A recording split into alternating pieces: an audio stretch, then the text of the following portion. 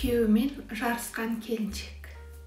Ертеде бір бойдақ жігіт жүзінен нұры төгілген иманды әрі сұлу қызға көзі түсіп, соңынан қалмай жүріп ата-анасының алдынан өтеді.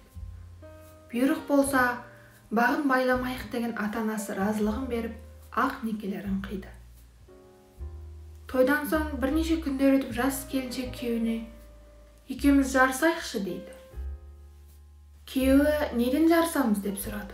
Келіншегі «Құран жаттаудан» деп жауап берді. Сонымен екеуі келісіп, Құран жаттаудан жарыса бастады. Күндер, айлар, жылдар өтті. Жігіт некелі жарын Құран жаттаудан басып озды. Мұнысына марқайып, қатты қуанған ол келіншегінің ата-анасына қонаққа барып, былай деп мақтанды. «Білесіздер ме, біз қыздарыңыз екеуміз Құран жаттаудан жарысып едік. Арадан 2 жыл өтіп, мен Құран кәрімді толығымен жаттап қари болдым. Қыздарыңызды жарыстан жеңдім».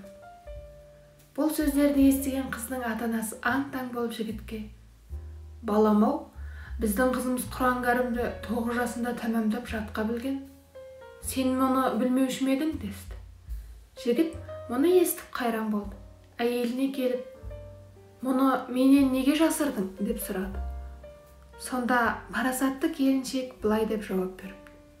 «Мен сізбен табысқанда сіз Алланы танығаныңызбен, оның сөзінен де, өзінен де алыстау жігіт едіңіз.